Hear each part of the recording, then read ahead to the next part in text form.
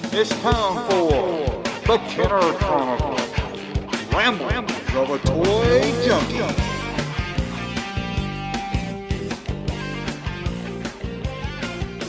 Welcome back, everybody, to the Kenner Chronicles, Ramblings of a Toy Junkie. And it's me, the Junkman Darren, and I'm back here to talk Kenner, pop culture, Star Wars, all kinds of things. Now, we haven't done a podcast in probably 2 to 3 weeks. It wasn't like I was out having fun at Skywalker Ranch. I was just kind of burned out. I didn't know what to talk about. You know, I did 4 or 5 episodes talking about Kenner, and the last one that you listened to was kind of a free form where we just talked about everything because I didn't really have a topic. And I thought, let me just take some time off, work up an urge to want to talk about Kenner again. Truth is, I haven't even hardly been on Twitter, and anybody that knows me, I'm always on Twitter. I just kind of felt burned out by the whole thing. It was like, you know, talking about Star Wars all day, talking about Kenner all day, making videos. And I said, I just need a few days or a few weeks without having to worry. I still made some videos here and there and just some tweets here and there, but I just couldn't spend an hour talking about Kenner, and I didn't want to feel forced because that wasn't fair to you guys if I just came on here and just kind of forced a conversation or forced a topic out there. So I wanted to take some time off until I was ready to come back and talk to you. So I hope you're still out there listening. What are we going to talk about today in Kennerland?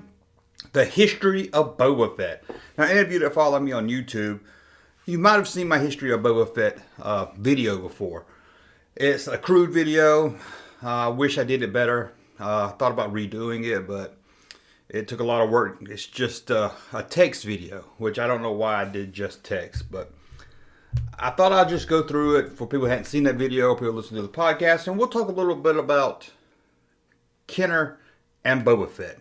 Because we all know about Boba Fett. I mean, he's probably the most famous, or one of the most famous characters in Star Wars. His figure is legendary, from the rocket that shot off to releasing it without the rocket and all that. So let's just get into Boba Fett, because I love Boba Fett. And if you got something negative to say about the Fett, then just turn this podcast off and go on your Twitter, your Facebook, and complain to your friends about how Boba Fett is overrated. Because he's not overrated. He's Boba Fett. He's the baddest motherfucker there is in Star Wars. So with that said, let's talk Kenner Boba Fett. And we'll have to go all the way back to 1978. Now, I was about to turn 6 this year. And he was originally designed by Joe Johnston. Now, you might recognize that name, some of you newer guys. He directed one of the Marvel movies. Was it Captain America? Now, see, this is one of the times I should have facts in front of me before I start talking. Joe Johnston, he first designed Boba Fett. In fact, back then he wasn't Boba Fett. He was just called, he was a Super Trooper. And had all white armor. Not the familiar, mostly green and red that we know today. But it's very interesting. I'm sure you've all seen the white design before. There's been some figures of it as concept art, action figures that came out. They've kind of gone overboard with the concept of white Boba Fett. If you ask me, because it's like, I think Hasbro did a toy of it, and it was kind of neat. Oh, a concept action figure of Boba Fett. And then there was, I think, Funko Pops did one of a white Boba Fett. And every toy company, everybody that makes Star Wars has made a white Boba Fett. It just kind of gotten away. At least that's my opinion. Okay, in April of 1978, Kenner Toy created the first 12-inch concept art for the white Boba Fett. Still labeled at this time by Kenner in 1978 of April as Super Trooper. This was designed for its upcoming large action figure line. A lot of people call this line the 12-inch line. It's actually, I think, just called large size, a large action figure line. But we all know that's 12-inch. The 12-inch figures, which I think they looked okay. They were kind of like Barbie doll size, if you don't know the line. They kind of didn't do really well. And which is odd, because before the small Star Wars figures, this was the standard toy size for figures. You had $6 Million Man was about 12-inch. This was what kids played with until Star Wars came out. It changed the whole landscape of action figures. But they released these because that's what kids were used to, and kids didn't want these 12-inch. That just wasn't fun for Star Wars. You could play with them, but you couldn't have a 12-inch Luke Skywalker and have an X-wing for him to get in. It would be too huge. You couldn't have Han Solo and a Falcon. That would be crazy. That'd be almost the size of a car. But so the 12-inch line kind of died. But Boba Fett in April '78 was created. They were designing it as the white Boba Fett, still labeled Super Trooper.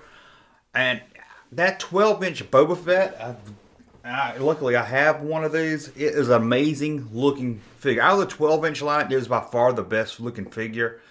You know, some of them wasn't that really good. I think the Stormtrooper was all plastic. It looks good, but just when you touch it. But Boba Fett really put some work into it. He has the viewfinder that you can use to look through his helmet to see stuff. This is a gimmick that they used in the $6 Million Man for the bionic eye, and they kind of just brought it over to Boba Fett.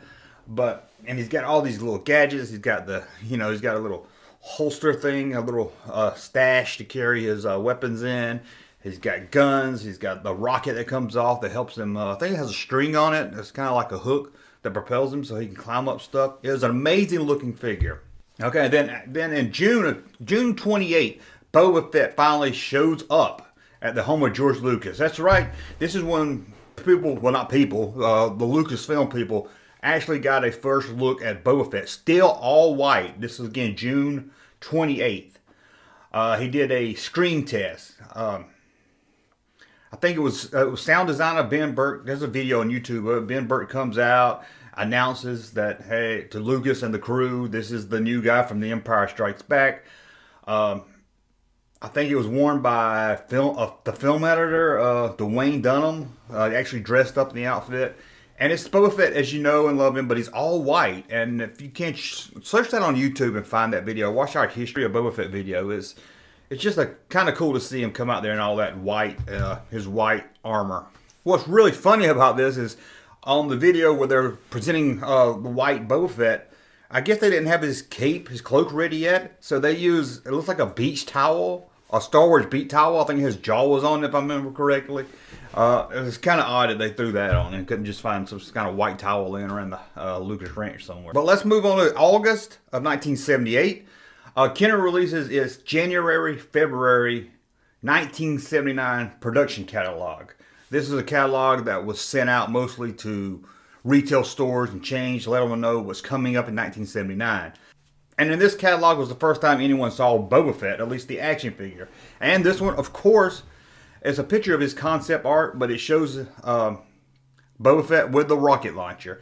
The photo used in this catalog is probably one of the most famous Star Wars, or one of the most famous of this concept art. It's on the back of the Star Wars cards. If you look on the back, the ones that have the Boba Fett offer, it shows two concept arts. One of Boba Fett standing and one of a guy pushing a button down and shooting the rocket off. These appeared on the Kenner cards later that year. And of course, it's a free action figure, but I guess it's not really free. You had to buy 6 Star Wars figures, cut off the little proof of purchase, mail it in, wait 6-8 weeks and get your Boba Fett. But that went out in August of 1979, mostly to the trades like the retail stores and everything, so they could plan ahead for this new mail-in offer that was going to start up. Also August of that year, 1978, 20th Century Fox files for a Boba Fett trademark. So we now got the official in August with this news from the 20th Century Fox filing the trademark and Kenner releasing the photos, concept art of the figure and the offer. He's no longer Super Trooper. Somewhere between June and August, he's gone from Super Trooper in white to the Boba Fett we all know by name and color. So again, August, 20th Century Fox filed a Boba Fett trademark as an action figure with the U.S. Patent and Trade Office. And then we jump to September 24th, 1978. Boba Fett makes his first public appearance at the San Amslo, did I say that right? County Fair. That's right, that's when everybody finally got to see Boba Fett. Darth Vader was there, and they kind of just walked around the fairgrounds, letting everybody look at him, and talk to him, get pictures with him, and autograph. And kids were blown away. No one knew who Boba Fett was. This was before the internet. No one really saw him. I mean, that concept art for the figure was out, but mostly just for toy stores, toy chains and stuff to get the catalog. But no one ever really saw Boba Fett and really knew nothing about him. But here he appears at this county fair on September 24th, and Boba Fett marches his way into our hearts that day. And then we got, then in October, Boba Fett it's a busy year for Boba Fett. He shows up at Kenner's headquarters.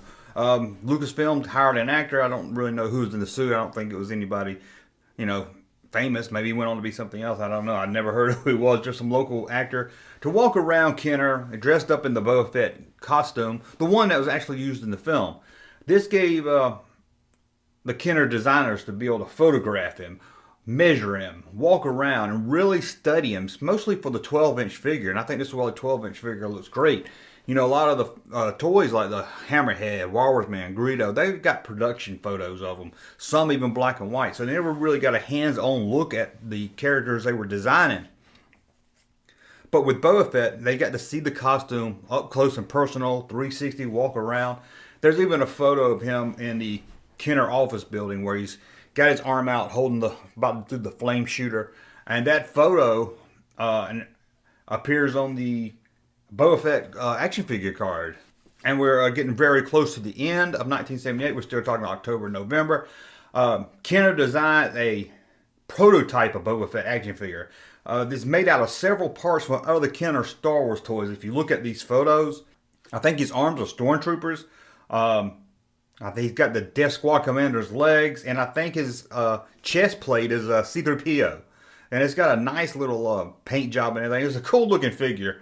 Being a podcast, of course, you can't see it, but if you're watching, maybe I'll throw this up on the YouTube version. But if not, go to our History of Star Wars video we made a couple months back, and you'll be able to see all the photos there. And as we close 1978, Kenner releases the Boba Fett offer on the back of its Star Wars 20C card. Now, you might be asking why 20C. There was updates to the card.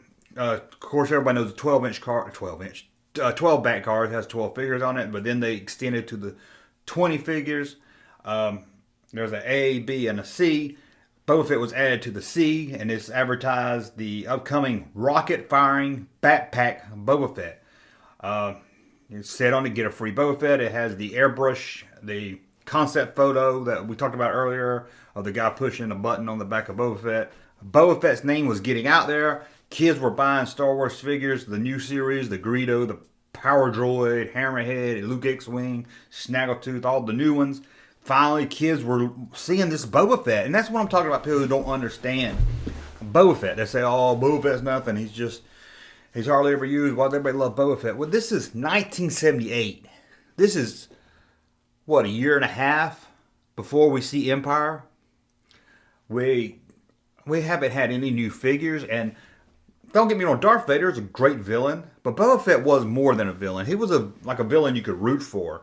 He was in it for the money, and he was cool, and he was badass. You couldn't really see Darth Vader as a badass because he was just scary. And Darth Vader was more evil. We fell in love. We would look at this card. I mean, you got to think, so you got to put your mind frame before the internet, before you had friends that all talk about this stuff with. But you would see this card, you would buy, let's say, Power Droid, get home, look at the back of it, and like, what? Free Boba Fett? You wasn't even sure how to say it. You probably like, Boba Fett? Boba Fett? You didn't know what to say. You had no concept of what this guy was. You just saw bright colors, which you really didn't see any other figures. You can't tell if he's a robot or a droid or whatever he is. The card gives you no information about who Boba Fett is. You do know he comes with a rocket that fires off his back. And these figures before that didn't do anything special. Sure, they were great to play with, but they held a gun. But they didn't shoot anything. So you were amazed by this. You would just stare at this photo. And that's what, everybody, younger people criticize Boba Fett. But it's hard to put your mind in that frame of a year and a half of just learning little details here and there every month about this character and really build it up to the movie. And it didn't really build it up to where when we saw the movie we were let down. We loved him in the movie. And late in 1978, as the promotion has already started, Kenner finally has his first real figure prototype.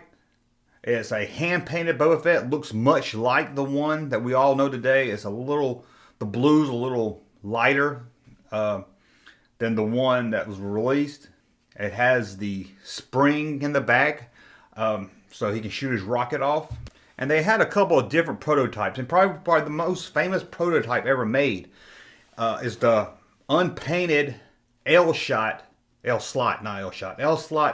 a Boba Fett. You've all seen this before. It's Boba Fett. He's all like light blue. He's got the launcher on the back. The L-shaped. There was two different shapes. There was an L-shaped and a J-shaped planned. L was kind of. I'm trying to explain this if you're not familiar with the picture. You had a little trigger that you just slid over. Think of it as maybe a reversed L. Like it says an L slot, but it's kind of a reverse L. So the leg of the L would hold that peg in place, and you would just tap it, just slide it over, and it would shoot the rocket out. Now J was a little different. It was like a converted J.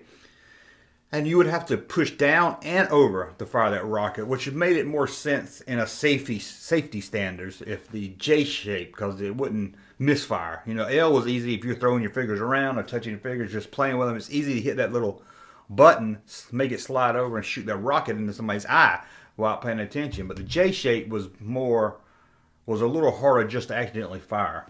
And the J slot one was the only one that was actually painted. This one got very, very close to being released. If Boba Fett did get released with the rocket launcher, this is what we would have got. We would have gotten the J slot. It is essentially the same action figure that we have today, just the rocket's glued in. In fact, if you have a vintage Boba Fett, if you look at it, you might have shined some light on him. You can actually tell that the rocket is glued in there. And if you look at the figure's back, on the back of the backpack, you can actually see a line where the J slot would have been, where they just went in and filled it in with plastic, that opening. So it's kind of really neat. If you have a figure, you can really look at it and tell, hey, I can see how this was gonna work. I can see where the rocket was gonna be. I can see how it was designed to shoot off, and you can look at it and say, okay, I can see how a spring would have fit in this and everything. And we're gonna jump over from Kenner to talk Mattel toys, because right at the near Christmas time, what did Mattel Toys have to do? They had to recall some Battlestar Galactica toys after a child choked to death on one of the small missiles. In fact, it was more than just one kid. Mattel had about 20, maybe it was a little bit more, somewhere between 25 and 30 lawsuits from parents, from kids being hurt with this missile. So 1978 was coming to a close, and Mattel was having all these legal troubles. And Kenner, of course, being a toy company also, they were seeing what Mattel was going through. They didn't want to deal with, one, a death of a child. They sure didn't want to deal with that. But let's be honest, it wasn't just that. They didn't want to deal with lawyers. They didn't want to deal with a recall. They didn't want to deal with lawsuits. So sometime between late 1978, 1979, Kenner had already decided to abandon this missile firing, to just glue the rocket in. That way they wouldn't have to worry about being sued or any child choking on it or dying. It was just better just to put this rocket into Boba Fett, glue him in. So February of 1979 rolls around, and a carded Boba Fett, rocket firing Boba Fett, shows up. Yes, a carded Boba Fett with a rocket shows up at Toy Fair. I'm sure y'all know what Toy Fair is. They still do it today. This is where kind of like the industry's insiders, toy companies come and meet other toy companies. Toy sellers like Walmart, Zayres, Kmart, KB, Toys R Us, they come and look at the new toys coming out for that year. And a sample carded Boba Fett with rocket showed up at the Kenner booth. The front looked just like the normal card that we all know today, but the back of it was just plain cardboard. But at this time, Kenner knew they were going to glue this rocket in, but I'm guessing this was the only figure they had to take to the show. So they slapped it on a card, took it to the toy show. And also at the Toy Fair, they handed out these Kenner Star Wars catalogs that showed all the new figures coming out. In fact, they were showing mostly figures that were already out, Greedo, Walrus Man. But this is the first time they showed Boba Fett. But this time, in this catalog, Boba Fett doesn't have a firing rocket. This mentions nothing about the rocket. Looking at the figure, you can't really tell. It's the front view. You can't tell if he has a rocket or not. But it's clear that at this toy show, they knew already that this rocket was going to glue it in. They weren't advertising it anymore as a missile that fired off. In fact, about this same time, Kenner took the action figure cards that had the Boba Fett offer, and they placed a sticker over the picture of the guy pushing the button. I don't know about you. I remember getting this card when I was little, and I thought part of the card was peel it off and look at the figure. You know, they should. That sticker really didn't stick on good because when you pulled it off, it wasn't like it ripped the package. You pulled it off and you could see Boba Fett and some guy pushing the button on him. So I always thought that was just kind of some little neat trick they put on the card for all of us. I remember my grandma buying me a action figure. I can't remember the action figure, but I remember clearly coming home, looking at the back, seeing this Boba Fett. This is probably the first time I saw the offer. And looking, it was a yellow sticker, and it had like black, like an explosion with some writing in it about who all Boba Fett was and everything. And I remember scraping that sticker off and thinking, oh man, look at that. He shoots a rocket. So late 1978, 79, kids are already mailing off of this figure. So in early 79, it was time to mail Boba Fett out. So they did, like I said, glued in a rocket. They slapped him into his box, put him in a Kenner baggie, slapped him in a box, and a letter, sent it out to everybody that sent off for him. And what did the letter say? It was an apology letter that said, in fact, let me read it to you. Note to customers, originally our Star Wars Boba Fett action figure was designed to have a spring-loaded rocket. The launcher has been removed from the product for safety reasons. If you are dissatisfied with the product, please return it to us and we will replace it with any Star Wars mini action figure of your choice. Thank you for your support. That's what came with your figure. So millions of kids ran out to their mailbox ready for this Boba Fett that shot the rocket off, only to find it was glued in. And I'm going to tell you now, I don't care what your cousins, brothers, cellmates, roommates, girlfriend, whatever says, they did not have a Boba Fett rocket launcher figure as a kid. This was never out to the public. Most of them never got painted. A few test ones got painted. The only one that showed up anywhere outside of Kenner was the one at the toy fair. And yes, some collectors do have them because some designers kept them for themselves and took them home and then sold them years later. So there are a few designs, prototypes out there, but no one ever got a Boba Fett with the rocket launcher in the mail. I don't care what somebody tells you. That's an urban legend. And I guess my question is, who will send back Boba Fett to get another Star Wars figure? I don't understand. So now the Boba Fett's been all mailed out, and we're into the summer of 1979. By this time, kids were really starting to know Boba Fett because he appeared in the holiday special. I know we all make fun of the holiday special, but Christmas '78, we had Star Wars on TV, and we fell in love. We might not have liked it, but we liked that we had Star Wars in our house because we got to see clips from Star Wars, so it just made the holiday special great. But by the summer of 1979, Kenner started shipping out Boba Fett. And of course, no rocket launcher, the rocket glued in, the spring not inside the figure, the mechanism to shoot the rocket all sealed up, gone away, and the Boba Fett we all know today was released the summer of 1979 on card, and he is the Boba Fett we all love. But believe it or not, the story of the rocket firing Boba Fett does not end in 1979.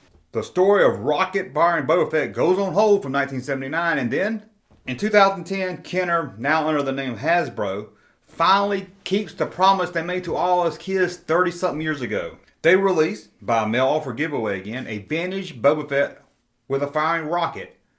Thank you, Hasbro. You kept the promise that Kenner made to us years ago. And I have to say they did a great job with this. It's molded from an original vintage Boba Fett. It looks just like it. Now, I did a video where I compared each one.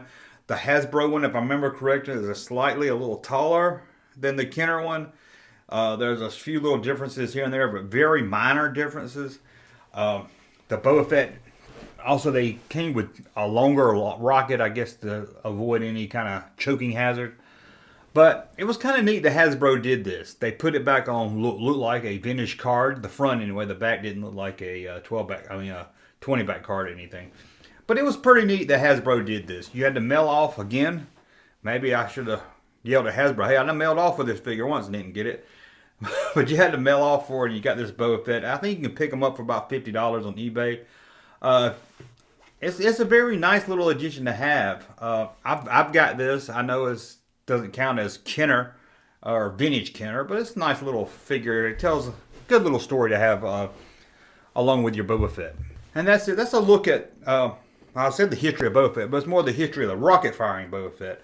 I thought maybe some of you might like to hear that, and we're going to move on now to the next topic. And now, Boba Fett, Star Wars villain with his laser rifle. Okay, guys, here's something that's always been on my mind from way back when, from 1995 to now. I've never been able to find an answer for it. And I've searched it and I've asked people, and no one will ever give me a good answer. And today on Twitter, a guy that worked for Hasbro in the mid-90s gave me the answer, or at least the answer best he could, and it sounds about right to me. As y'all know, Kenner, well, Hasbro bought Kenner in 1993, and in 1995 they relaunched Star Wars. It was still under the Kenner brand, and they brought back the name Power of the Force, but it's the Hasbro era, so I still call it Hasbro Star Wars toys instead of actual Kenner, because they're not vintage Kenner to me, they're more Hasbro.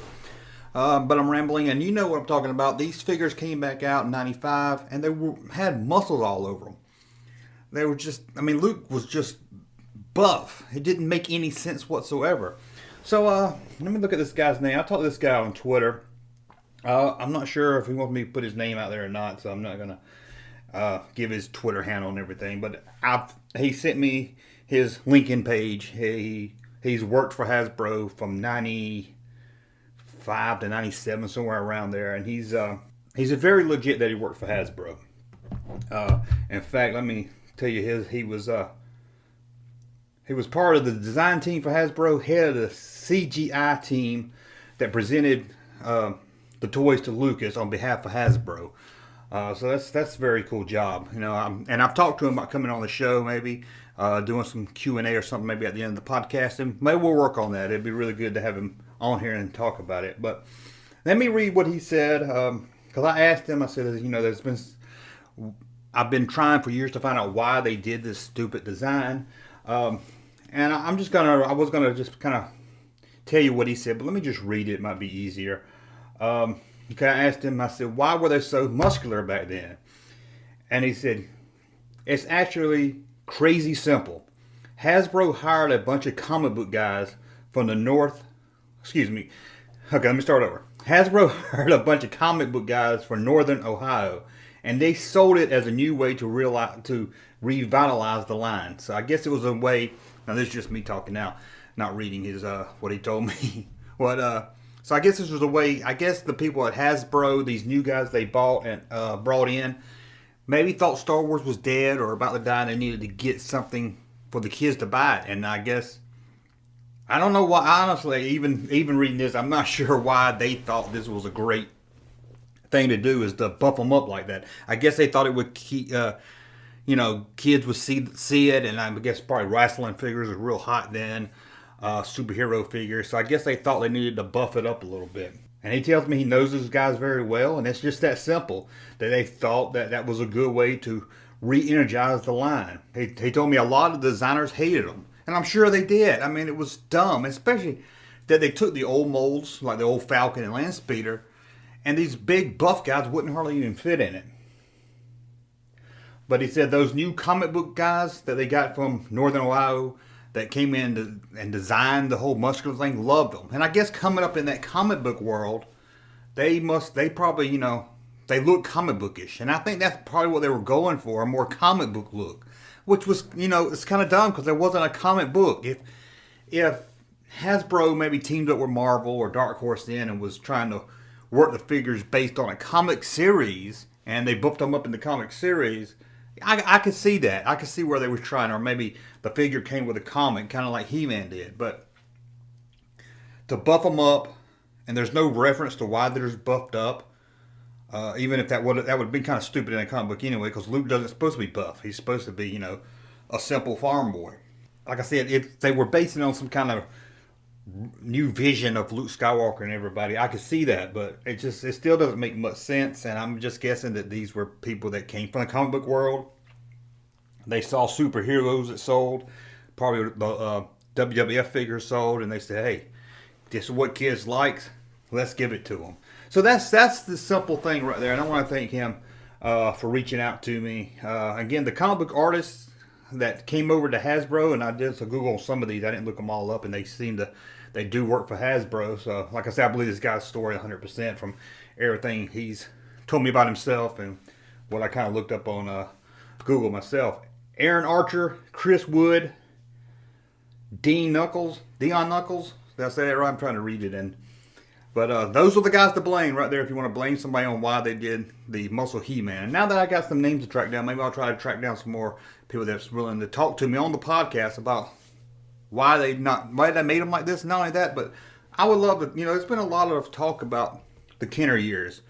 There's been books on it. Steven Sansweep's done a great book from concept to screen to toys or something like that. I can't remember, back in the early 90s.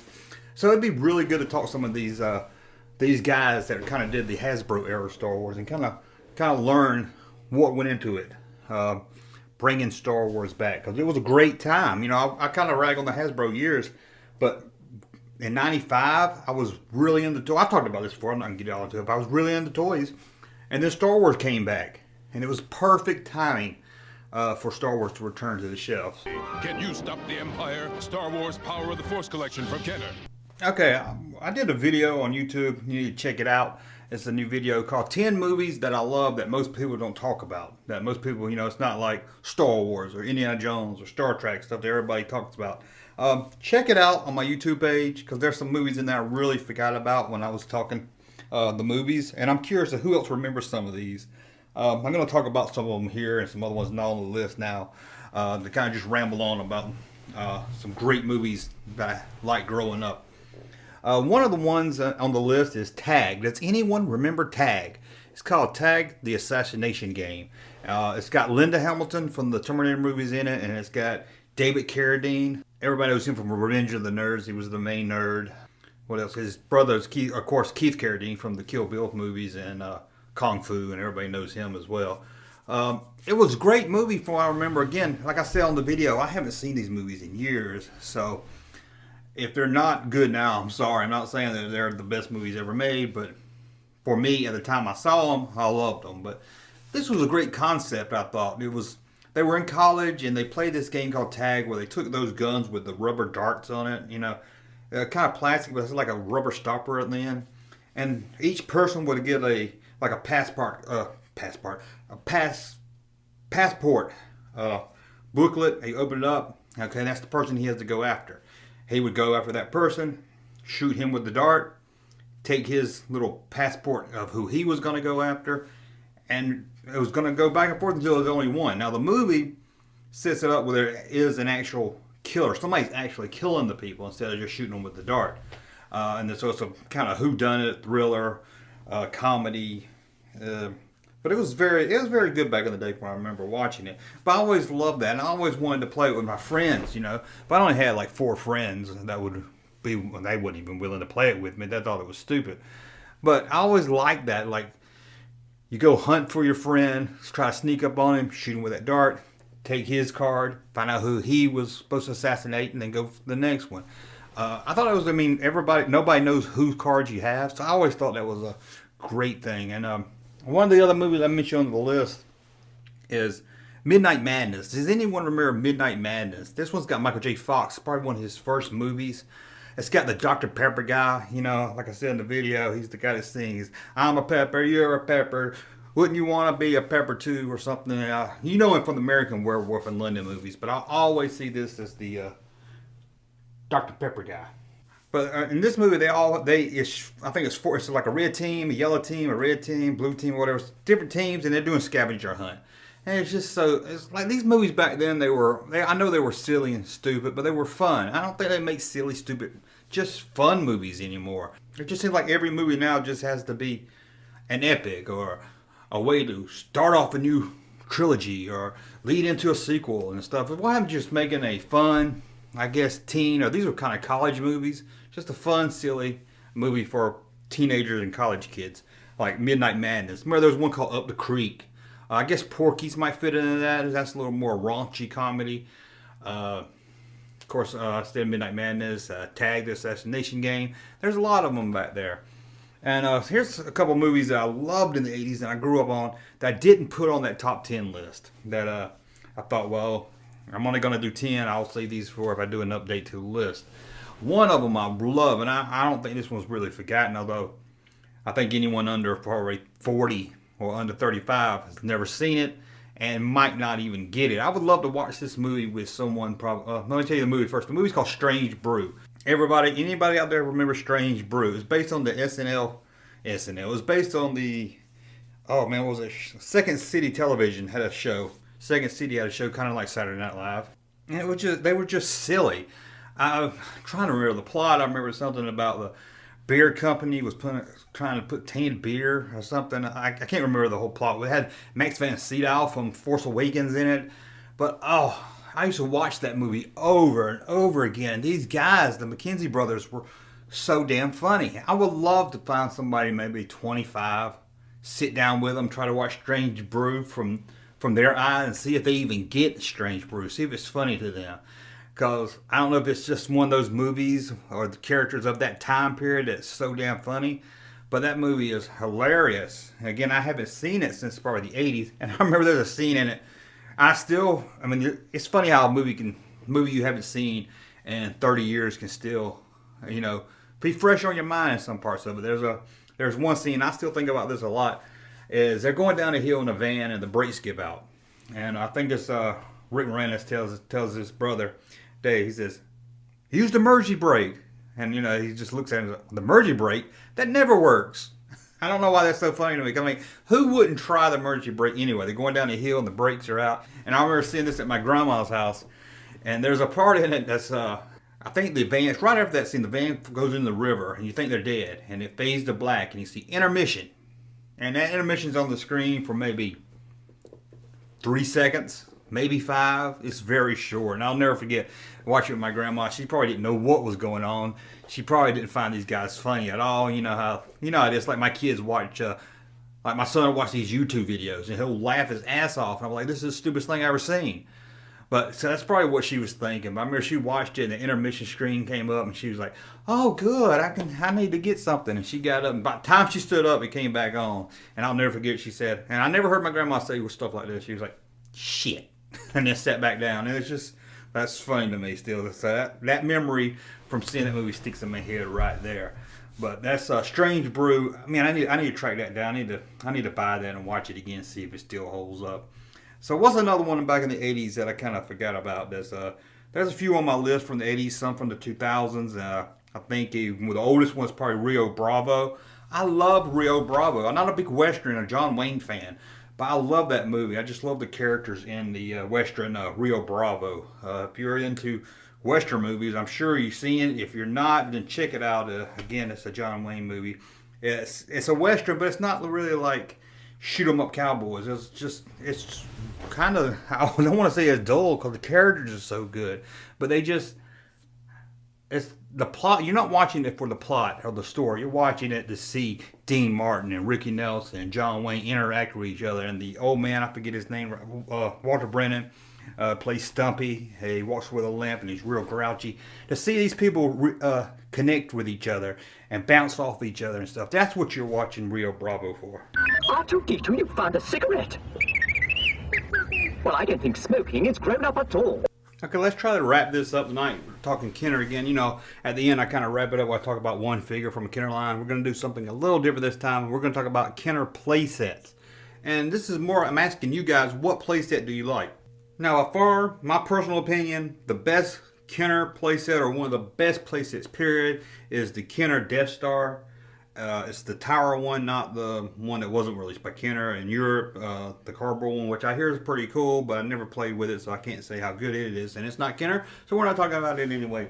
But the Kenner playset Tower one is amazing. It's got the elevator on it. It's got the garbage chute. It's got a trash compactor that you turn the knob and it crushes everybody in the trash compactor. And it's just awesome. But I thought I'd run through maybe some other play sets out there. And I don't know some of these lines, so I'm kind of more asking you guys what you think.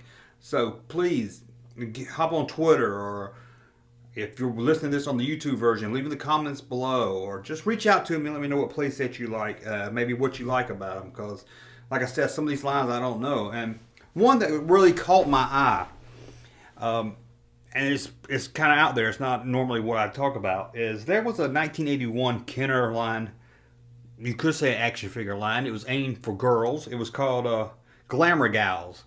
And these were about the size of Star Wars, but they were action figures, and they were all female. Maybe they had a few male, but they were mostly female and aimed for the young preteen girl market.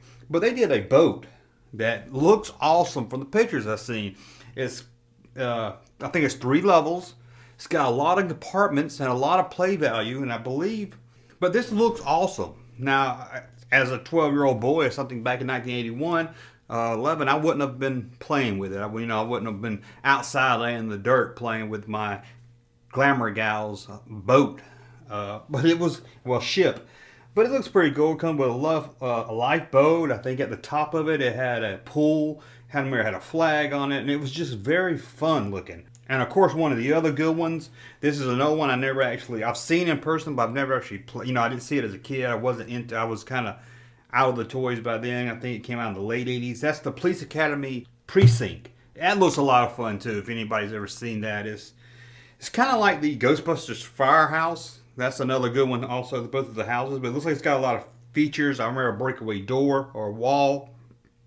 It had 2 levels in this house, and it had a lot of little gadgets and stuff. And I always thought that was a nice little playset to have that Kenner made. Also, there's tons of the Batcave playsets. The one that sticks out of my head as being one of my favorites was the Batman animated series Batcave Command Center. It came with did it come with Bruce Wayne? I can't remember if it came with Bruce Wayne or not. I remember he had a little door where he could go in and you could transform him into Batman. That was always a really, really neat playset. And it's one thing about today is I really don't like how toy companies don't really focus on playsets. Now, I've seen some good ones out there. I think I saw one for Spider-Man that looked pretty awesome. I think they did a huge Ninja Turtle playset last Christmas. I think I remember seeing it. But for the most part, these toy companies don't spend time on playsets. Look at the Star Wars Hasbro line. I haven't seen a really good playset. Now, I think there's a BB-8 playset that turns into like a base for the Last Jedi figures, and that one looks, from what I've seen in the picture, looks awesome. But even when you do find a good playset like that, there's $150, $200. Nobody's going to pay that for a playset. Most parents aren't going to buy their kid a $200 playset.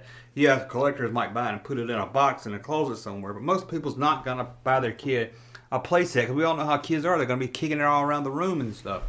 I understand the cost of stuff, but they've got to find a way to keep this cost down so people will buy them. I would buy a playset if you could keep it under $100. And while we're talking about cool playsets that Kenner made, let's talk about stupid playsets. And we're going to get more into the Hasbro Kenner era here. But this one I really hated, and that's the Batman Forever Batcave. Do you remember that? It's like, let me try to explain this as I can. It's like 3 separate bases with a ladder or a bridge connecting each base. Now, I never played with this. I was way too old for Batman. I hated Batman Forever, so I never had it, never played with it. So if you're out there and you played with the Batcave from Batman Forever, and it's more fun than it looks, let me know. But man, it looks horrible. Because it's like these little 3 platforms with like a bridge in between. It doesn't look fun. Looking at a picture of it now, just brought up. I think the first base you can park the Batmobile on. I don't really see much play value at all with it. Again, that's the Batcave from Batman Forever. And let's talk about a playset that got it right when Star Wars got it wrong. We all know about the playset, the Forest playset from the Robin Hood series, Prince of Thieves, where basically all they did is took the design of the Ewok village and made it into Sherwood Forest for the Robin Hood line. But they did it better. The Star Wars line did it. They added these leaves on it. It made it look more like a tree. I don't know why the Ewok one didn't have the tree limbs on it, or the brushes and the leaves and stuff. But the Robin Hood one did it so much better than the Star Wars one, adding a little bit more detail and just made it look a lot better. And here's another playset. I think this was more of the 90s, more of the Hasbro era. Gargoyles had a castle playset that looked amazing. I never seen it. Like, again, this is another one in the 90s that I never really played with. I know some of the Gargoyles. I think I had a female action figure from that line because she was rare at this time in the 90s.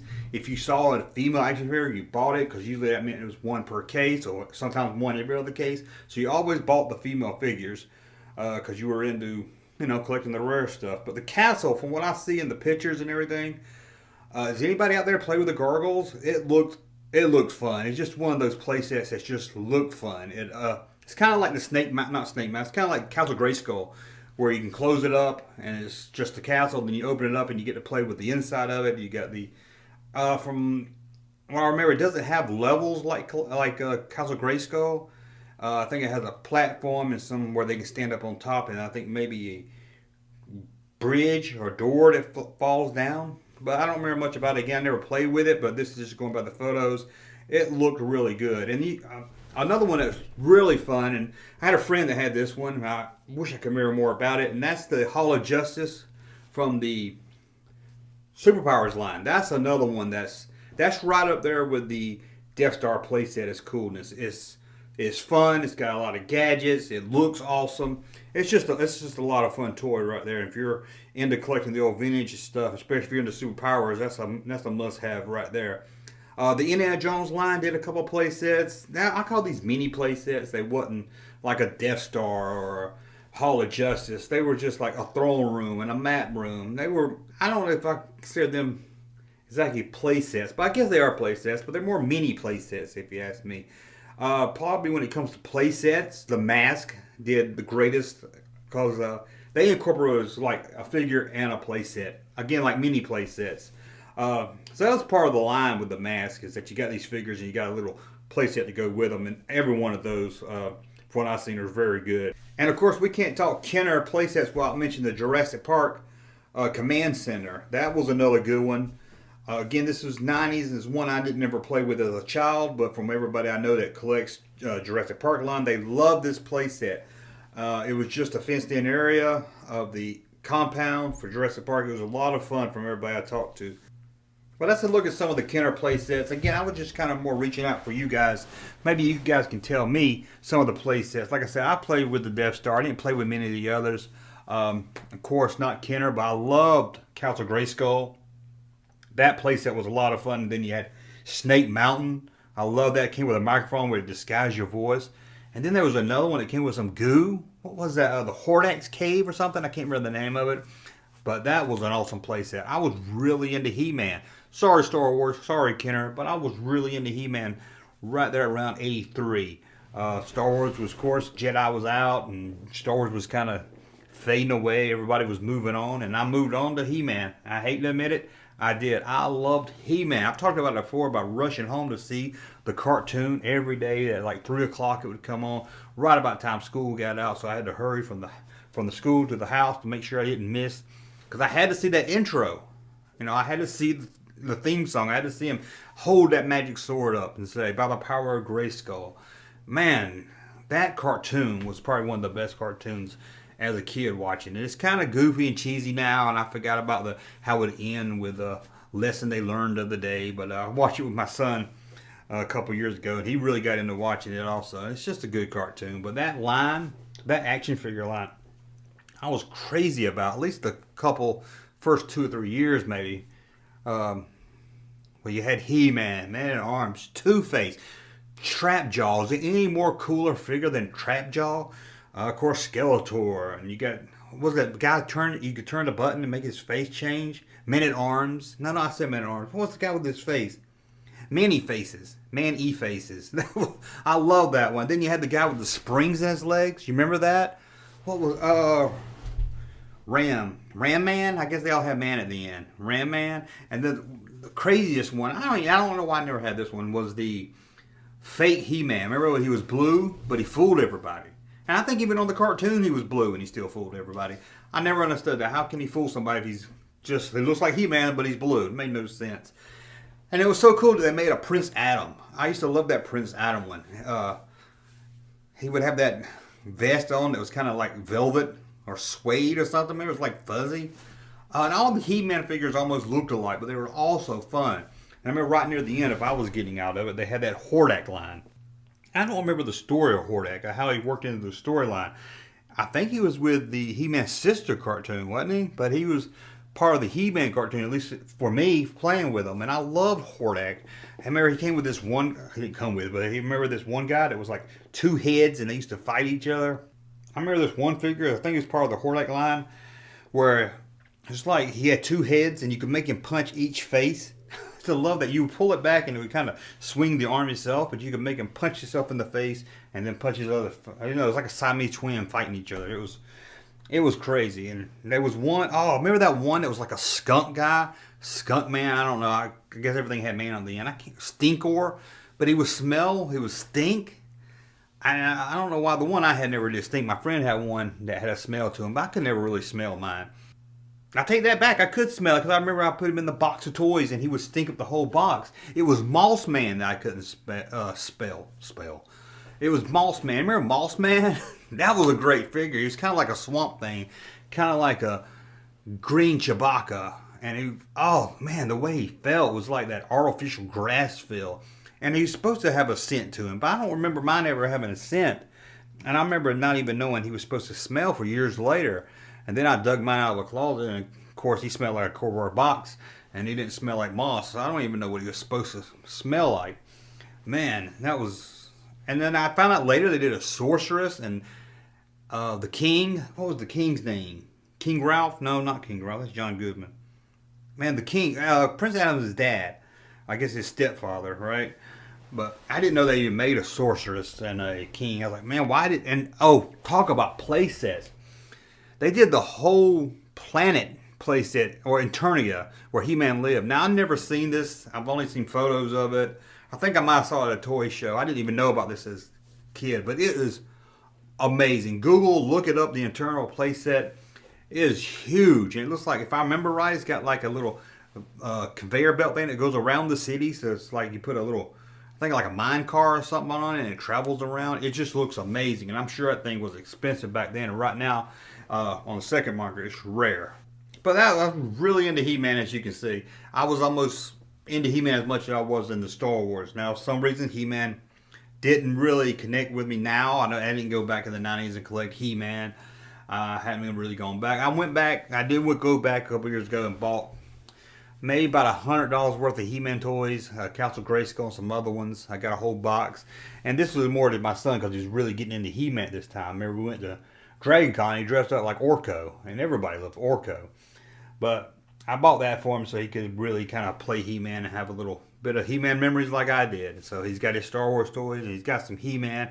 And he played with them a little bit, and like me, moved on. He doesn't really care about He-Man much, but he did love Son of Zorn, which is kind of like a He-Man ripoff. Did anybody watch that TV show, Son of Zorn? I loved watching it with him. It wasn't the best show. It was kind of funny. I enjoyed it, and it's one of the shows where, I really like watching it with him. And they canceled it. They left us hanging in season 1, and they canceled it, and that just bums me out because it bums them out. Because his first show, he really fell in love with it. They canceled. Only other thing we can watch together is Walking Dead. Taylor, could you put your finger here for a second? Well, that's it. I guess we'll wrap it up. We talked about a lot of crazy things from the history of Boba Fett to He-Man. So I just want to tell you about a new Twitter I got. I know what you're thinking. You're thinking, this guy's got another Twitter account. So please, if you're out there on your own Twitter, follow that Junkman. Because as you can see, in a way, I'm getting away sometime on YouTube. And I'm not just Star Wars anymore. And I'm not just Kenner anymore. I wish I could merge the Star Wars junk and the Kenner toy Twitter together, but there's no way to merge them. I made Kenner toys one day when I was just sitting around bored, and I said, let me just throw up some pictures of the Kenner. And then I just made Star Wars. At the time, it was just going to be rare Star Wars pictures. And this thing kind of evolved into Star Wars junk, so that's why I've got 2 separate accounts. And then I've got that Junkman. It's kind of like my personal account. You might see some Star Wars stuff on there, but you'll see other toys. You'll see me just talking crazy stuff. So check it out. It's that Junkman. And again, thank you for listening to the podcast. We'll be back in 2 weeks. And we'll talk toys, we'll talk junk, and we'll talk whatever in the hell we feel like talking. Thank you for listening.